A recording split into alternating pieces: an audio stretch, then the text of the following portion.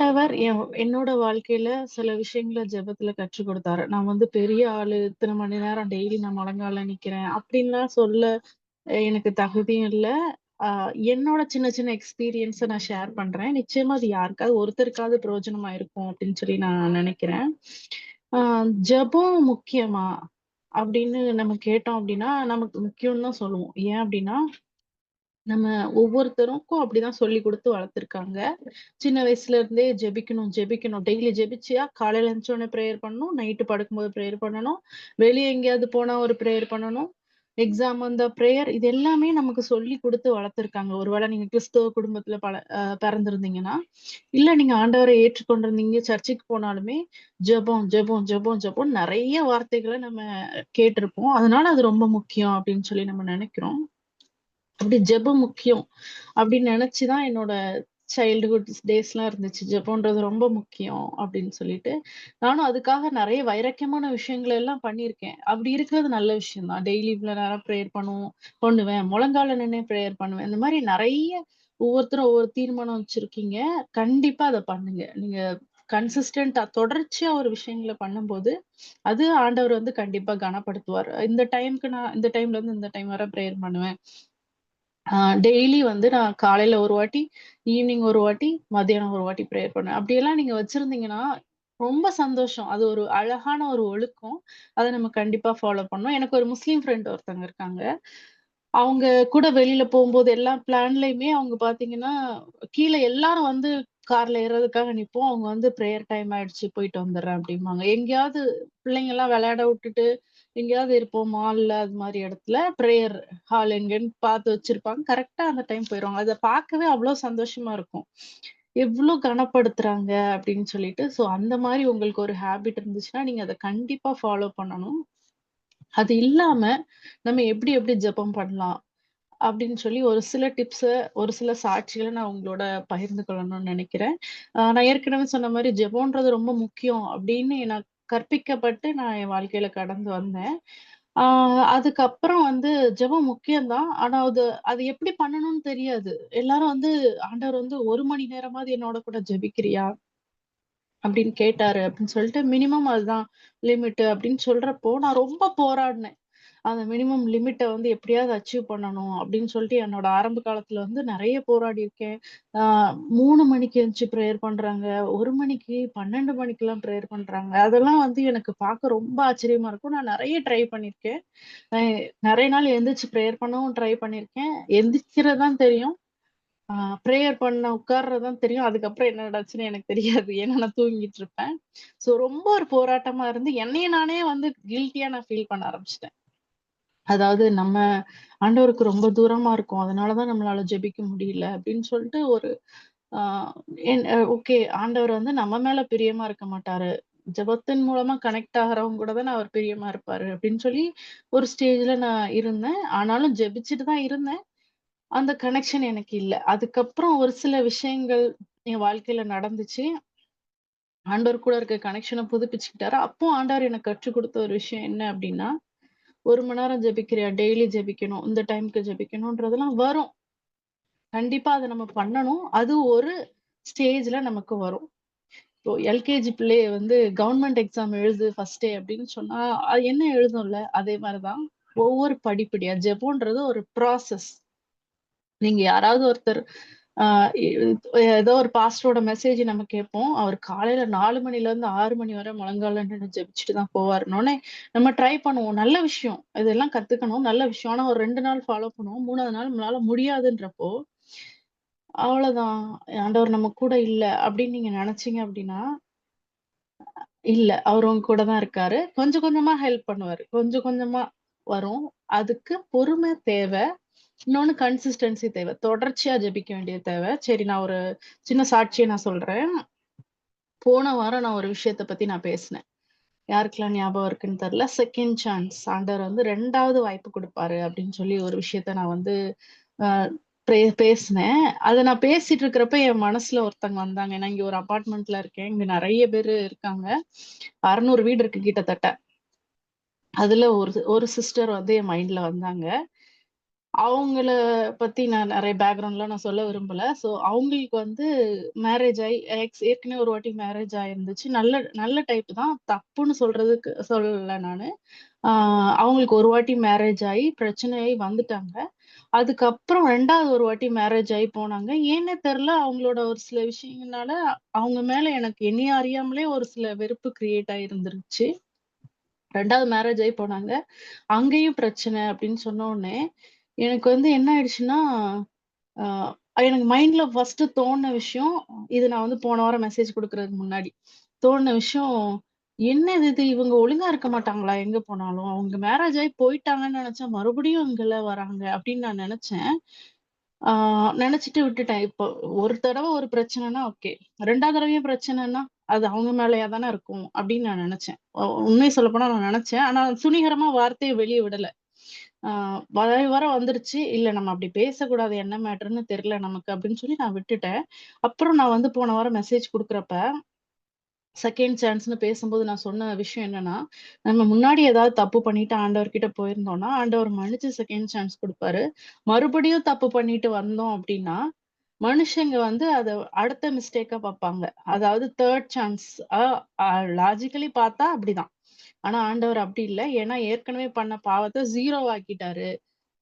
அவர் எப்பவுமே நம்மள தேடிட்டு இருக்காரு. அதுக்காக எல்லா தடவையும் தப்பு பண்ணணும்னு அர்த்தம் கிடையாது. ஆனா மனுஷங்க பார்க்குற மாரி ஆண்டவர் பார்க்க மாட்டாரு அப்படின்னு நான் பேசிட்டு இருக்கிறப்பவே என் மைண்ட்ல ஒரு விஷயம் வந்துச்சு. நம்ம அவங்கள இப்படி நெனச்சுட்டோம்ல. ஆண்டவர் அப்படி நெனச்சிருக்க மாட்டார்ல. அவங்க பழைய பிரச்சனையெல்லாம் நம்ம எடுத்துட்டு வந்து அவங்க மேல தப்புன்னு நம்ம நெனச்சோமே! இது எவ்ளோ பெரிய தப்பு அப்படின்னு சொல்லி நான் ஒரு நிமிஷம் அவங்கள நெனச்சு, அப்ப அவங்க எவ்ளோ கஷ்டத்துல இருப்பாங்க. 1 மேரேஜ் ஆயி, டைவோர்ஸ் ஆயி அவங்க அதுலருந்து வெளிய வரதுக்கு எவ்ளோ கஷ்டப்பட்டாங்கன்னு சொல்லியிருக்காங்க என்கிட்ட. அ உடம்பெல்லாம் சரி பண்ணி கொண்டு வந்தாங்க. மைண்ட் எல்லாம் சரி பண்ணி கொண்டு வந்து, அடுத்த மேரேஜுக்கு ரெடி ஆகி, அத பண்ணி அதுலயும் பிரச்சனைன்னா, அவங்க எவ்ளோ பிரேக் ஆயிருப்பாங்க. இது அவங்க எப்படி தாங்குவாங்கப்பா? அப்படின்னு சொல்லி எனக்கு அந்த மெசேஜ் குடுத்து முடிக்கிறப்ப நைட் எல்லாம் எனக்கு அவங்க ஞாபகம் வந்துட்டே இருந்துச்சு. நம்ம தப்பு பண்ணிட்டோம். நம்ம அவங்கள தப்பா நெனச்சுட்டோமே! ஆண்டவர் இப்படி நெனைக்க மாட்டார்ல. ஆண்டவர் அவங்களுக்கு ஒரு செகண்ட் சான்ஸ் குடுக்கணும்னு தானே நெனைப்பாரு. அப்படின்னு சொல்லி நான் யோசிச்சுட்டே இருந்தேன். இத நான் ஏன் இப்ப சொல்றேன்றதும் லாஸ்ட் உங்களுக்கு புரியும். அப்புறம் வந்து என்னாச்சுன்னா, அ அவங்க ஒரு சிச்சுவேஷன்னால என் வீட்டுக்கு வந்தாங்க. வந்துட்டு என்ட்ட ஒரு உதவி கேட்டு வந்தாங்க. அவங்க வரம்போது, ம் அவங்க ஒரு இன்டர்வியூ போயிருக்காங்க போல. இன்டர்வியூ அட்டெண்ட் பண்ணிட்டு ஸ்ட்ரெய்ட்டா வராங்க. "என்ன ஆச்சு?" அப்படின்னு நான் கேட்டேன். அவ்வளோதான் நான் கேட்டேன். அப்படியே உடைஞ்சு அழ ஆரம்பிச்சுட்டாங்க. கிட்டத்தட்ட 1 மணி நேரம் அழுதுருக்காங்க. நான் வந்து "என்னாச்சு உங்களுக்கு? ஏன் அழுகுறீங்கன்னு?" கேட்டப்போ தான் அவங்க சொன்னாங்க, "இன்டர்வியூ ஒரு 3 ரவுண்டு செலக்ட் ஆயிட்டேன். 4வது ரவுண்டு போனேன். அவங்க வந்து சேலரி மாத்தி மாத்தி பேசிட்டு இருந்தாங்க. முதல்ல நெறைய சொன்னாங்க. அப்புறம் கொஞ்சம் குறைச்சு சொன்னாங்க. ரொம்ப நல்ல கம்பெனி. அவங்க குறைச்சு சொன்னத என்னால தாங்கிக்க முடியல. எல்லாரும் என்னைய ஏன் ஏமாத்துறீங்க? ஏற்கனவே எ இப்ப கல்யாணம் ஆகி 2வது கணவரும் என்னைய ஏமாத்திட்டாரு. 1 கணவரும் ஏமாத்திட்டாரு. நீங்களும் என்னைய ஏமாத்துறீங்கன்னு அவ்ளோ ஃப்ரஸ்ட்ரேஷன், அவ்ளோ வெறுப்பா போய் ஹெச்ஆர் மேல போய் காமிச்சுட்டேன் நான். கத்திட்டு வந்துட்டேன். அவங்க வந்து அப்படியே லேப்டாப்ப க்ளோஸ் பண்ணிட்டாங்க. எனக்கு இந்த வேலையும் கிடைக்காது. பழைய வேலைக்கு நான் போனா எல்லாரும் என்னைய பார்த்து, அ "தல தீபாவளி ஆச்சே என்ன பண்றன்னு?" கேட்கறாங்க. மறுபடியும் டிவோர்ஸ்ன்னு என்னால யார்கிட்டயும் சொல்ல முடியல. எங்கேயாவது ஓடி போய் புது வேல தேடலான்னு பார்த்தா, என் மனசு எப்படி இருக்கு பாருங்க. இவ்ளோ தூரம் வந்து ஹெச்ஆர் ரவுண்ட்ல போயிட்டேன் அப்படின்னு சொல்லி அழுகுறாங்க. என்னைய நெனச்சு எனக்கே கஷ்டமா இருக்கு அப்படின்னு சொல்லி அழுதப்போ, என் என் இருதயம் வந்து அப்படி உடைஞ்சிருச்சு. ஐயோ! எவ்ளோ கஷ்டத்துல இருக்காங்க. இவங்கள போய் நம்ம ஜட்ஜ் பண்ணிட்டோமே அப்படின்னு சொல்லிட்டு, நான் சொன்னேன் அவங்க கிட்ட, "நீங்க இவ்ளோ வீக்கா ஃபீல் பண்றீங்க. ஆனா நான் உங்கள பார்த்து ரொம்ப பெருமையா ஃபீல் பண்றேன். 3 ரவுண்டு கிளியர் பண்ணியிருக்கீங்களே! என்னால உங்க சிச்சுவேஷன்ல நான் இருந்தேன்னா, வீட்ட விட்டே வெளிய வந்திருக்க மாட்டேன்." அப்படின்னு சொல்லிட்டு, ஆண்டவர் வந்து திராணிக்கு மேல சோதிக்க மாட்டாரு. கொள்றதுக்கு போக்கு குடுப்பாரு அப்படின்னு சொல்லி ஒரு பாதை ஆண்டவர் உண்டாக்குவாரு அப்படின்னு சொல்லிட்டு அவங்க கிட்ட நான் கொஞ்ச நேரம் பேசிட்டு இருந்தேன். அப்புறம் அவங்க எனக்கு மெசேஜ் பண்ணாங்க. "இன்னைக்கு நைட்டு தான் நான் நல்லா தூங்கியிருக்கேன்" அப்படின்னு சொல்லி, நான் அன்னைக்கு நைட் எல்லாம் அவங்களுக்காக பிரேயர் பண்ணேன். ஆண்டவரே, இப்படி ஒரு சூழ்நிலையில அவங்க இருக்காங்க. இவங்கள நீங்க பார்க்கலன்னா, யார்ப்பா அவங்கள பார்ப்பா? நானே அவங்கள ஜட்ஜ் பண்ணிட்டேன். நீங்க இவ்ளோ எனக்கு சொல்லிக் குடுத்துருக்கீங்க. என்னாலயே அவங்கள அக்செப்ட் பண்ணிக்க முடியல. இந்த உலகம் அவங்கள எப்படி அக்செப்ட் பண்ணும்? இதுக்கப்புறம் அவங்க எப்படி வாழ முடியும்? நீங்க ஏதாவது ஒரு ஹெல்ப் பண்ணி தான் ஆகணும் அப்படின்னு சொல்லி நான் ஜெபிக்கும்போது, எனக்கு நல்லா தெரிஞ்சிருச்சு இந்த வேலைய ஆண்டவர் அவங்களுக்கு குடுக்க போறாரு அப்படின்னு சொல்லிட்டு. அப்புறம் நான் விசாரிச்சு பார்க்கும்போது, அவங்க இன்டர்வியூ போன அந்த கம்பெனி வந்து என்னோட தம்பி ஒர்க் பண்ற கம்பெனி. ஸோ நீ வந்து பேசி பாரு. அவங்க ஆட்டிட்யூட் ப்ராப்ளம்னு சொல்லி ப்ரொஃபைல க்ளோஸ் பண்ணிட்டாங்க. ஆனா நீ பேசி பாரு அப்படின்னு சொல்றப்போ, மறுபடியும் இன்டர்வியூ ஷெட்யூல் பண்ணி அவங்களுக்கு அந்த வேலை கிடைச்ச உடனே அவங்க எனக்கு சொன்ன விஷயம் என்னன்னா, "ஏதாவது ஒரு வழி கிடைக்கும்னு நீங்க சொன்னீங்க. அது அது எனக்கு ஞாபகம் எனக்கு ஒரு சின்ன ஹோப் வந்துருச்சு. ஒரு நம்பிக்கை வந்துச்சு. நான் இத பிடிச்சு நான் வெளிய வந்துருவேன்." அப்படின்னு சொல்லி அவங்க சொல்றப்ப எனக்கு அவ்ளோ சந்தோஷமா இருந்துச்சு. ஜெபம்ங்கிறது நீங்க யாருக்காவது ஜெபிக்கிறீங்க அப்படின்னா, அவங்களோட சூழ்நிலையில போய் இருந்து ஆண்டவர் அவங்கள எப்படி பார்ப்பாருன்னு நம்ம நெனச்சோம் அப்டின்னா, அந்த ஜெபம் ஆண்டவர் சமூகத்துல அப்படியே ஏற்றுக்கொள்ளப்பட்டுரும் அப்டின்றதுக்கு இது ஒரு சாட்சி, ஒரு நல்ல சாட்சி. இப்ப யாருக்காவது நம்ம ஜெபிக்கிறோம்னு வைங்களேன், ஃபார் எக்ஸாம்பிள் வந்து உங்க கணவரோ, உங்க வீட்ல யாரோ ரட்சிக்கப்படணும் அப்டின்னு ஜெபிக்கிறோம்னா, நம்ம எப்படி ஜெபம் பண்றோம்? நம்ம ஏதோ ரொம்ப ஒரு ஹோலினஸ்ல இருக்கிற மாரி, அவங்க அழிந்து போறாங்க ஆண்டவரே, அவங்கள ரட்சிங்க அப்டின்னு சொல்லி அவங்கள கீழ தள்ளி நம்ம ஜெபிச்சா, ஆண்டவர் ஏத்துப்பாரான்னு எனக்கு தெரியல. ஆனா அவங்க சூழ்நிலையில இருந்து நம்ம பார்க்கணும். நமக்கு ஒரு விஷயம் ஆண்டவர் இவ்ளோ தூரம் கொண்டு வந்திருக்காரு. அவங்களுக்கு அதற்கான ஆப்பர்ச்சுனிட்டி கிடைக்கல. அவங்க சிச்சுவேஷன்ல இருந்து பார்த்தா அவங்க நல்லவங்களா தான் இருக்காங்க. அத நெனச்சு, அவங்கள நெனச்சு மனசு உருகி, ஆண்டவரே நீங்க நீங்க இல்லாம அவங்க எப்படிப்பா வாழ்வாங்க? அவங்களுக்கு கொஞ்சம் உங்களோட நம்பிக்கைய அவங்களுக்கு குடுங்களேன்ப்பா.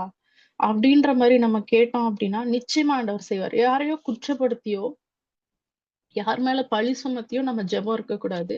அது வந்து ஃபர்ஸ்ட்டு விஷயம். நீங்க யாரோட ரட்சிப்புக்காக ஒவ்வொரு ஜெபத்த வச்சும் நான் பேசிட்டு இருக்கேன். ஃபர்ஸ்ட்டு வந்து யாரோட ரட்சிப்புக்காகவோ, யாருக்காவது உடம்பு சரியாகணுமோன்னு நம்ம நெனச்சு பிரேயர் பண்ணோம் அப்டின்னா, அவங்கள நம்ம நெனச்சு நம்ம மனசு உருகணும். அவங்க சிச்சுவேஷன்ல நம்ம இருந்தா எப்டி இருக்கும்னு யோசிக்கணும். ஆண்டவர் அவங்கள எப்டி பார்ப்பார் அப்டிங்கிறத புரிஞ்சுக்கிட்டா, அந்த ஜெபத்துக்கு கண்டிப்பா ஆன்ஸர் கிடைக்குங்க. அது வந்து நிச்சயமா நம்ம சொல்ல முடியும். இன்னொரு 2வது வந்து ஒரு ஜெபம் என்ன அப்டின்னா, ஏதோ ஒரு விஷயத்துக்காக நம்ம பிரேயர் பண்ணுவோம். எனக்கு இது வேணும் ஏசப்பா அப்டின்னு சொல்லிட்டு. அதுல அ அதுல வந்து சில இடத்துல ஆண்டவரோட சித்தம் இருக்கலாம். சில இடத்துல ஆண்டவர் சித்தம் இல்லாம இருக்கலாம். ரொம்ப நேரமா பிரேயர் பண்ணிட்டு இருக்கோம்னு வைங்களேன். இப்போ மகி இருக்கா என் பொண்ணு. ஒரு சாக்லேட்ட வச்சுட்டு, "அம்மா வேணுமா? அம்மா வேணுமான்னு?" கேட்பா. நான் மீட்டிங்ல பேசிட்டு இருப்பேன். "அம்மா வேணுமா? அம்மா வேணுமான்னு?" கேட்ட உடனே நான் என்ன சொல்லுவேன்? "சாப்பிடு" அப்படின்னு சொல்லுவேன். ஆனா நான் சந்தோஷமா சொல்லுவேனான்னு கேட்டா இல்ல. சில நேரம் நம்மளோட ஜெபம் அப்படி இருக்கலாம். புடிச்சுக்கிட்டு, "எனக்கு இது வேணும்ப்பா, எனக்கு இது வேணும்ப்பா" அப்படின்னு சொல்லி இருக்கலாம். நானும் சில இடத்துல அப்படி பிரேயர் பண்ணியிருக்கேன். நான் அதுக்கு எக்ஸாம்பிளையும் சொல்றேன். ஆ எனக்கு ஒரு மோசமான சூழ்நிலையில நான் போயிட்டுருந்தேன். ஒவ்வொரு நாளும் கடக்கிறதே வந்து எனக்கு கஷ்டமான சூழ்நிலையில இருக்கிறப்ப, நான் ஆண்டவர்கிட்ட என்னையால இதுக்கு மேல தாங்க முடியாது. என்னைய எங்கேயாவது ஃபாரின் கூட்டு போயிருங்க ஏசப்பா. இதுதான் என்னோட ஜெபமா இருந்துச்சு. ஜெபம்னு கேட்டீங்கன்னா, பயங்கரமான ஜெபம். அப்பா நான் இங்க இருக்கக்கூடாது. நான் நான் வந்து ஃபாரின் போயிரணும். நான் நிம்மதியா இருக்கணும். என்னால இத தாங்க முடியாது. இப்படின்னு வந்து முழங்கால் படியிட்டு நல்ல விஷயத்துக்கு அவ்வளோ நேரம் பிரேயர் பண்ணியிருப்பேனான்னு தெரியல. முழங்கால் போட்டு போதும், போதும், போதும். இது போதும் எனக்கு. நான் ஃபாரின் போயிடணும். நீங்க தான் ஜெபத்த கேட்பீங்கல்ல. இத கேளுங்க அப்படின்னு சொல்லி பயங்கரமா பிரேயர் பண்ணிட்டு இருந்தேன். கர கரெக்ட்டா வந்து என்னோட ஆஃபீஸ்லயும் வந்து கெட் ரெடி டூ ஃப்ளை அப்படின்னு சொல்ட்டாங்க. அதாவது நீங்க எல்லாமே ரெடி பண்ணிருங்க. கிளம்பிடலாம். உங்களுக்கு ஒரு ஆஃபர் குடுக்குறோம் அப்படின்னு சொல்லி ஆண்ட்ராய்டு நான் அது வந்து டிசர்வா இருந்தேன். ஏன்னா, அந்த கிளையண்ட் வந்து என்னைய கூப்பிட்டுட்டு இருந்தாங்க. எல்லாமே கரெக்ட்டா இருந்துச்சு. ஸ்மூத்தா இருந்துச்சு. நாங்க போயிரலாம். உடனே உடனே எனக்கு வந்து ஓகே இப்ப இருக்கிற இடம், இது எல்லாமே டெம்பரவரி தான். எனக்கு ஒரு சின்ன ஒரு நம்பிக்கை வந்துருச்சு. நம்ம இதுல இருந்து போயிடுவோம். எஸ்கேப் ஆயிடுவோம். நம்ம ஹேப்பியா ஒரு லைஃப் எடுப்போம். அப்படின்னு சொல்லிட்டு நான் யோசிச்சுட்டு இருந்தப்போ, ஆண்டவர் வந்து என்கிட்ட கிளியரா பேசினாரு. "இல்ல, நீ போமாட்ட" அப்படின்ட்டு. "ஒரு விஷயத்துல இருந்து ஓடி போறதுக்காக நான் வைக்கல உன்னைய அங்க. நீ அதுலருந்து கத்துக்கிறதுக்காக வச்சிருக்கேன்" அப்படின்னு சொன்னாரு. "அ கர்த்தர் உங்களுக்காக யுத்தம் பண்ணுவார். நீங்கள் சும்மா இருப்பீர்கள்" அப்படின்னு சொன்னாரு. நான் நான் அத மட்டும் சொல்லிட்டே இருந்தாரு. அதே மாரி "நீ வந்து புறப்படாத." அதாவது இந்த இஸ்ரவேல் ஜனங்கள் சிறையிருப்புல இருக்கிறப்போ ஒரு வசனம் வரும். சிறையிருப்பு காலம் இப்ப முடியாது. அதனால வீடு கட்டுனா கட்டுங்க. மேரேஜ் பண்ணிக்கிறதா இருந்தா பண்ணிக்கோங்க அப்படின்னு சொல்லி ஒரு வசனம் வந்துச்சு. அது வந்த உடனே எனக்கு ரொம்ப கடுப்பாயிடுச்சு. எவ்வளவு கடுப்பா இருக்கும் யோசிச்சு பாருங்கல்ல. அவ்வளவுதான் முடிஞ்சிருச்சு நம்ம போயிடலாம் அப்படின்னு நினைக்கிறப்போ, அப்போ வந்து நான் ஆண்டவர் சமூகத்துல ஒரு நாள் பிரேயர் பண்ணேன். மத்த நாள்லாம் அந்த ஃபாரின் போணும்ன்றது ரொம்ப நாளா பிரேயர் பண்ணிட்டு இருந்தேன். அப்போ வந்து ஒரு பிரேயர் பண்ணேன். உங்க சித்தம் இல்லாம எனக்கு வேணாம்ப்பா. உங்க சித்தம் இல்லாம நான் அங்க போயிட்டு நான் யாருப்பா என்ன பிடிச்சுக்கிறது? நீங்க இல்லாம நான் எப்படி அங்க போய் இருப்பேன்? அப்படின்னு சொல்லி கேட்டேன். எனக்கு வேண்டாம் ஏசப்பா நான் உங்க கையில குடுக்குறேன் இத. எனக்கு வேண்டாம். நான் இங்க தான் இருப்பேன். நீங்க எனக்காக யுத்தம் பண்ணுவேன்னு சொல்லியிருக்கீங்க. எல்லா சூழ்நிலையும் மாத்துவேன்னு சொல்லியிருக்கீங்க. ஸோ நான் இத சரண்டர் பண்ணிட்டேன் ஏசப்பா அப்படின்னு சொல்லி நான் ஒரு ஜெபத்த நான் ஆண்டவர்கிட்ட ஏறெடுத்தப்போ, கரெக்ட்டா என்னோட போஸ்டிங் நான் ஃபாரின்க்கு போய் இருக்க வேண்டிய போஸ்டிங்ல, அ அந்த ஃபாரின்ல அதே அ இன்னொரு ப்ராஜெக்ட் முடிச்சு ஒருத்தர் வந்தாரு. அவருக்கு அது குடுத்தாங்க. அவர் குடுத்தாங்கல்ல, அவர் வாங்கிட்டாரு பாலிடிக்ஸ் பண்ணி. அ ம் அது லிட்டரலா துரோகம் தான். நான் சண்ட போட்டு அத வாங்கி நான் போணும்னா எனக்கு போக முடியும் என்னால. ஆனா எனக்கு புரிஞ்சிருச்சு. இது ஆண்டவர் சித்தம் இல்ல. அதனால தான் அவர் தடுக்குறாரு அப்படின்னு சொல்லிட்டு நான் வந்து விட்டுட்டேன். ஓகே அப்படின்னா. நான் இப்ப சொல்றேன். நான் அப்ப போயிருந்தேன்னா ரொம்ப கஷ்டப்பட்டுருப்பேன். நான் ஃபாரின்ல போயிருந்தேன்னா ரொம்ப கஷ்டப்பட்டுருப்பேன். ஆண்டவர் வந்து எந்த பிரச்சனை எனக்கு பிரச்சனையா இருந்துச்சோ, அதெல்லாம் இங்கேயே மாத்திட்டாரு. அதே மாரி என்ன வந்து அடுத்த வெர்ஷன் இப்போ நீங்க வந்து என்னைய ஒரு 5, 6 வருஷத்துக்கு முன்னாடி பார்த்திருந்தீங்கன்னா, அப்ப இருக்கிறத விட இப்போ வந்து நெறைய கத்துக் குடுத்துருக்காரு இந்த பிரச்சனையின் மத்தியில. ஸோ ஆண்டவரோட சித்தம் இல்லாம ஜெபம் யாராவது பண்ணிட்டு இருந்தீங்க அப்படின்னா, தெரியல உங்களுக்கு ஆண்டவர் சித்தமா இல்லையான்னு தெரியல. ஆனா எனக்கு வேணும் அப்படின்னு பிடிச்சு பிரேயர் பண்ணிட்டு இருந்தீங்கன்னா, தயவு செஞ்சு சரண்டர் பண்ணிருங்க. அது எவ்ளோ பெரிய விஷயமா இருந்தாலும், எவ்ளோ நல்ல விஷயமா இருந்தாலும், அவரோட சித்தம் இல்லாத விஷயம் நமக்கு வேண்டாம். நம்ம நச்சரிச்சு அவர்ட்ட வாங்கிட்டு, அப்புறமா வந்து குத்துது, குடையுதுன்னு போய் அவர்கிட்ட தான் போய் நிக்க போறோம்ல. ஏன் இவ்ளோ கஷ்டம்? ஏன் இவ்ளோ பிரச்சனை? ஸோ ஆண்டவர்கிட்ட சரண்டர் பண்ணி ஜெபிக்கிற ஒரு ஜெபம். ஃபர்ஸ்ட் வந்து நம்ம எத பத்தி பார்த்தோம்னா, மத்தவங்களுக்காக எப்படி பிரேயர் பண்ணணும்னு பார்த்தோம்.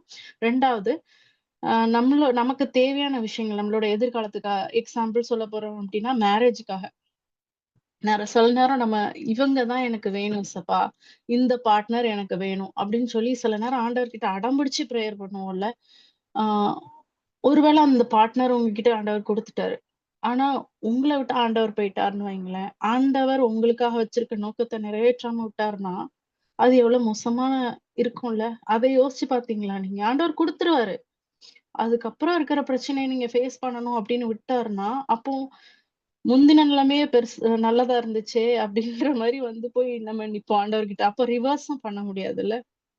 எனக்கு நல்லா ஞாபகம் இருக்கு. என்னோட மேரேஜுக்கு அன்னைக்கு காலையில மழை பெய்யுது. நான் அதுவரைக்கும் நான் ஆண்டவர்கிட்ட கேட்டேன். அப்பா, அ எனக்கு வந்து உங்க சித்தம் இல்லன்னா நிறுத்திருங்கப்பா. நிறு இல்ல உங்க சித்தம் இல்ல. இது வேணான்னு உங்களுக்கு தோணுச்சுன்னா, இப்ப என்கிட்ட பேசுங்க. நான் இங்க போய் இதுல போய் நான் வந்து சொல்லிர்றேன். நான் சர்ச்சுல மேரேஜ் நடக்கும்போது நான் சொல்லிர்றேன்ப்பா. இது வேண்டான்னு சொல்லிர்றேன். நான் நோன்னு சொல்லிர்றேன்ப்பா. நான் நோன்னு சொல்லிட்டு என்ன இம்பாக்ட் வருதோ, அத நான் ஃபேஸ் பண்ண ரெடியா இருக்கேன். உங்களோட சித்தம் இல்லாம ஒரு விஷயத்த நான் பண்ண மாட்டேன்ப்பா. எனக்கு பயமா இருக்குப்பா அப்படின்னு சொல்லி லாஸ்ட் வரைக்கும் நான் ஆண்டவர்கிட்ட போராடிட்டு இருந்தேன். நான் இத யார்ட்டயும் சொன்னதில்ல. நான் இப்ப சொல்றேன். ஆ அவரோட சித்தத்தின்படி ஒரு சில விஷயம் நம்ம வாழ்க்கையில நடந்தோம் அப்டின்னா, ஆண்டவருக்கும் நமக்கும் உள்ள ரிலேஷன்ஷிப் வந்து ஸ்ட்ராங் ஆகும். அது வந்து நான் கண்டிப்பா சொல்ல முடியும். ஸோ நம்மளோட ஜெபம் வந்து சரண்டர் பண்ணியிருக்கணும். ஏதோ ஒண்ணு புடிச்சுக்கிட்டு, இதான் எனக்கு வேணும் அப்டின்னு சொல்லிட்டு. நான் இன்னும் எனக்கு ஒரு சில விஷயம் ஞாபகம் வருது. ஆ டைம் ஆகப்போகுது. இன்னும் நெறைய விஷயங்கள் என் லைன்ல இருக்கு. இருந்தாலும் நான் சொல்றேன்.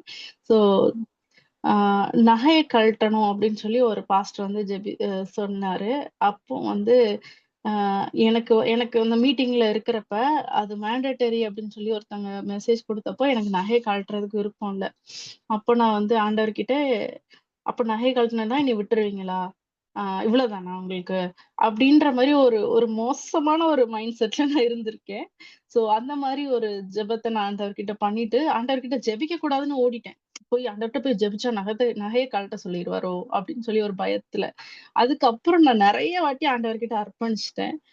"என்னப்பா வேணும்? சொல்லுங்க. நகை தானே போது." அப்படின்ற மாரி ஒரு மைண்ட் செட்டுக்கு ஆண்டவர் என்னைய கூட்டிட்டு வந்தாரு. அப்பதான் நான் புரிஞ்சுக்கிட்டேன். ஆண்டவர் வந்து நகைய கழற்ற சொல்றது, அது ஒவ்வொருத்தருக்கும் ஆண்டவர் ஒவ்வொரு விதமா பேசுவாரு.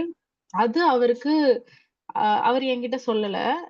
"நகைய விட என்னைய நேசிக்கிறியா?" அப்படின்னு செக் பண்ணாரு. ஒருவேள நான் அப்ப நகைய கலத்திருந்தாலும் சந்தோஷப்பட்டுருப்பாரு. அது ஒவ்வொருத்தருக்கும். இப்போ சில பேருக்கு வந்து ஒவ்வொரு காலிங் இருக்கும். ஜெனிதாவுக்கு வந்து "இத விட்டுரு" அப்படின்னு சொன்னாங்கன்னா, அத விட்டுர்றேன். வேலைய விட்டுருந்தாங்கன்னா விட்டுறேன். நகைய கழட்டுனாங்க கழட்டிர்றேன். அப்போ ஆண்டவருக்கும் நமக்குள்ள ஒரு சமாதானம் வந்துரும் ஜெபிக்கும்போது.